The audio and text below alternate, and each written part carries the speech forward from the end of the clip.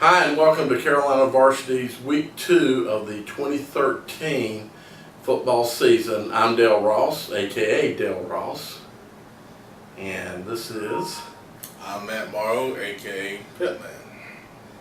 And so we're here to give you information on Week 2 and what happened in Week 1 and what is coming up in Week 2. Now we're going to look at part 2 of our Week 2 preview here. First thing I'm going to take a look at is Mooresville against Hough. The key for Mooresville, in my opinion, control the Hough defensive line. They're going to have to be able to run the ball to beat this team. Hough is too good in the secondary. I don't think Mooresville's strength is passing the ball, so they got to be able to run it. And blocking Hough's defensive line consistently is going to be the only way they can get this win done, in my opinion. The key for Hough, make plays in the passing game. Quarterback Josh Stilley's really good throwing the ball against zone coverage. Last week he struggled a little bit against man coverage against Providence. But we know they can run the ball with Morrell. And Stilley has a good arm, and he's very accurate against zone. But against man, which he'll probably see some against Mooresville since Providence had some success, they got to be able to convert consistently against man coverage in the passing game.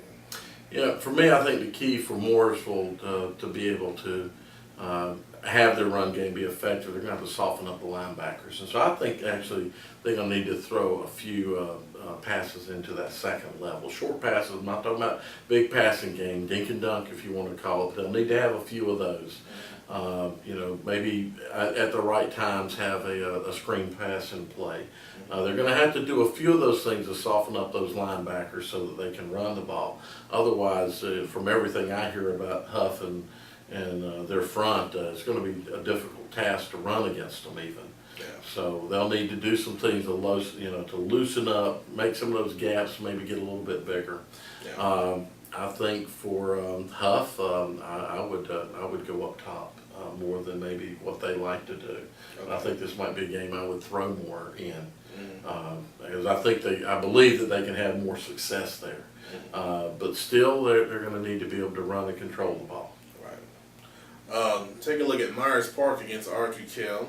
This is a former Southwestern Conference battle, but now Ardrey Kell's moved over to the South Mech 8, so now it's a non-conference game. Key for Myers Park against Ardrey Kell, throw the ball deep.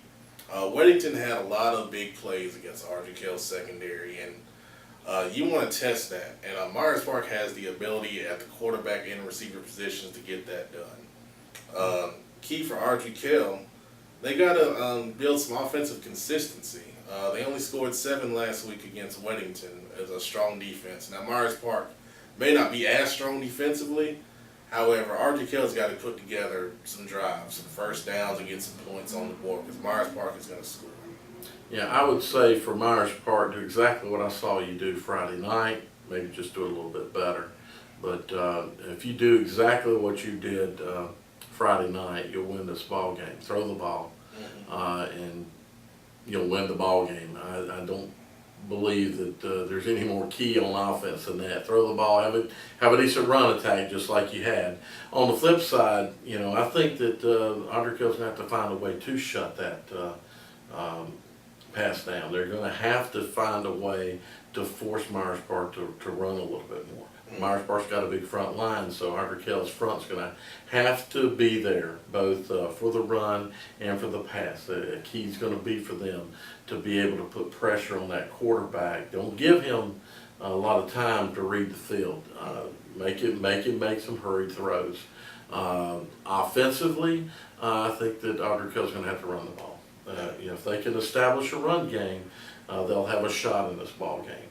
But if they cannot establish a run game, it's going to be a tough night for them. All right, we're going to take a look at South Mecklenburg against Rocky River. Key for South Mech here is to build on what they did well last week. They had that one good drive, like we mentioned, against Independence. You want to get, build on what you did well in that drive. And what they did well is they mixed the run and the pass well. Greg Tail, offensive coordinator, kind of got into a rhythm on that drive. Mixed some misdirection things in, do a reverse in there. keep them off balance. Key for Rocky River, run the football. You got 3 dynamic tailbacks over there. You got a defense that is pretty good up front, but they're not as big in the secondary or the linebacker position. So your offensive line's got to come off the ball and establish who you are and what Rocky River wants to be as a run first team with those backs. So let's get into that and establish your will against kind of a rebuilding type team. I kind of agree with you. Build on what you did well. I think South in their passing game should move their line around a little bit more, especially against a team like Rocky River with that defensive front. I would move my line a little bit, so more rollouts, sprint outs, and such, and have the line go with it. That's just one of the things I think I do to try to have some success. On defense, you're probably not going to get picked on a whole lot by Rocky River's passing game, so look to stack the box up more to handle that run game. And for Rocky River, I believe they need to throw the ball. They should be able to. That was what they did, or that's what hurt South Meck the most.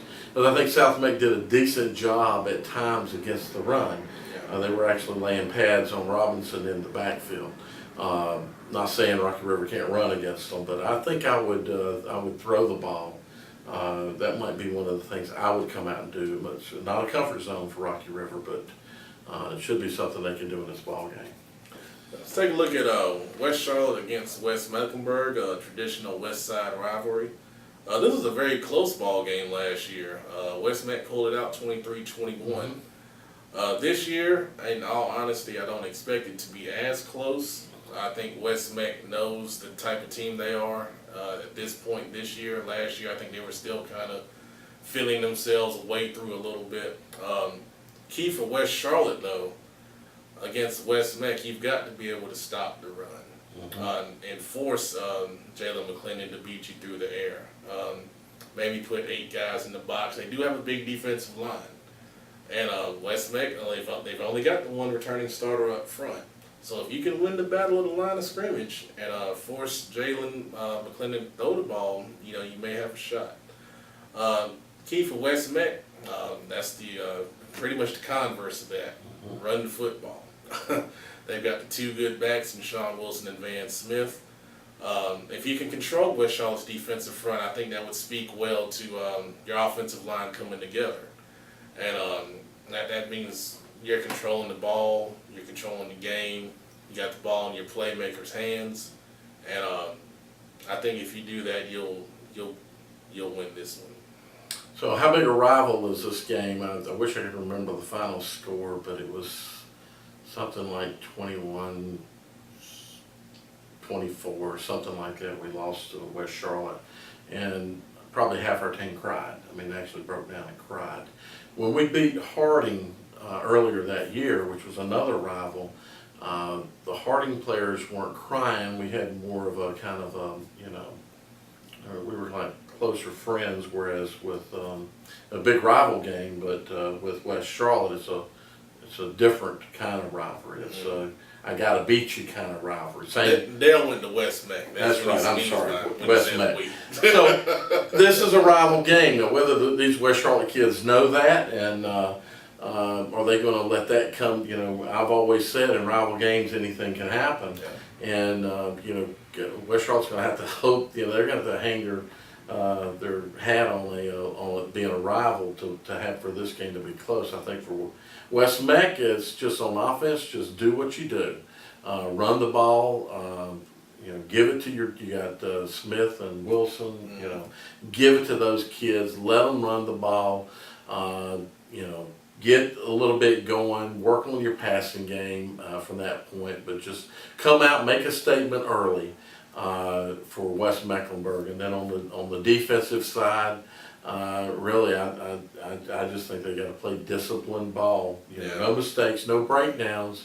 You should be able to control them. On the flip side, West Charlotte, feed on emotion. That's one of the things that you've got going for you is this is a rival team.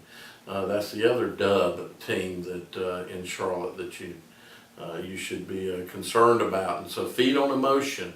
You're going to have to do the same things that I said about Garinger. Don't make mistakes. Try to play solid football. Keep the ball out of West Mecklenburg's hand, which means West Charlotte's got to move the chains. Key's going to be to establish a game plan, be it either through short passes or with a run to move the chains and make this game become shorter. And maybe you can get into that fourth quarter and that emotion will carry you through. Honestly, I think it's going to be it's a tall task. Last game we're going to take a look at, and you couldn't have two different teams here. You got Catholic going down to a District 3 stadium in Rock Hill going to play Northwestern. You got a Wing T team who threw the ball two times last week against an air raid spread offense who, they run the ball, so it's a surprise. Right. We're going to start keys for Catholic. Obviously, slow down the Northwestern passing game. Best way to do that, get pressure on the quarterback. Mason Rudolph, who is a Oklahoma State commit. I got it right this week, not Tennessee. You got to get pressure on him and not let him be comfortable in the pocket. It's going to be a tall task because Northwestern in that air raid offense, they will spread it around and throw a lot of screen passes. They get the ball in their playmakers' hands well, so it's going to be a tough thing to do. But the key for Northwestern on the flip side, Elijah Hood. Mm-hmm. I mean, what else can you say? A 5-star recruit, over 300 yards on the ground. You got to get in there in that wing tee and don't keep two safeties back like Gonzaga did and just let them run all over you all night. Get into a maybe a 5-man, 6-man type front and just be ready to take it on. But you've got to be able to take away those gaps up front and force Catholic to maybe run outside and then use your athleticism and speed to chase him down. I think that's the best way you can try to play Catholic's offense. And if Northwestern slows that down, obviously, I think they win the game convincingly. I agree. And by the way, they ran a lot of T formation as well. Mm-hmm. Saturday night. So if you see them in T formation, they're not going to pass. Really not many passes that come out of the T formation. We'll be the tight end, jam the tight end every play. That's one of the keys for the Northwestern defense. Jam the tight end, stack the box because it's going to be Hood. And if it ain't Hood, it's going to be a tight end that they're going to throw to. Rarely will you see them. They did Saturday night. Had a little rollout, threw it to a split end, I think it was. Yeah. But that's kind of rare. Jam your tight ends, stack your box. I'm a 5'4", 6'3" guy for that kind of offense. So on defense, just shut them down. On offense, eat them up in space. Yeah. You've got the talent to do it. You got the players to do it. Get it into space, strike quick. You don't have to throw the ball 60 yards down the field. You just need to get it into space, get it into the playmaker's hands, and let him do it. Mm-hmm. To me, I think it's the key is just do what you do because actually what you do is the worst thing that Catholic could want to see. Right. On the flip side for Catholic on, how do they defend that? I agree. They need to be able to put pressure on the quarterback. That's going to be tough because Northwestern's athletic. They move around. They have good. They always have good size, good linemen. You're not gonna have an easy task. You're gonna have an offensive line that I believe will be more prepared than the offensive line that you just saw this past Saturday night. You're facing a better team than Gonzaga. This is a whole lot better team. We do need to mention that Northwestern is nationally ranked in some polls. So it's going to be another good test for Catholic. I agree. We're going to see how they do down there. I will say one more key for Catholic would be you got to bring that tight end pass out a little bit sooner than what you did. find the middle of the field, because it's probably what's going to be available for you. There's going to be something in the middle of the field, so tight end down the middle of the field. But it's going to be a tough game, environment-wise. It'll be a huge. There should be a huge turnout. District 3 Stadium's a great place to go watch football, and you could see. I don't know what Northwestern thinks about Catholic, but you could see 10,000 fans in there. Yeah. That's what we think. Thanks for watching. Yep. If you made it this far.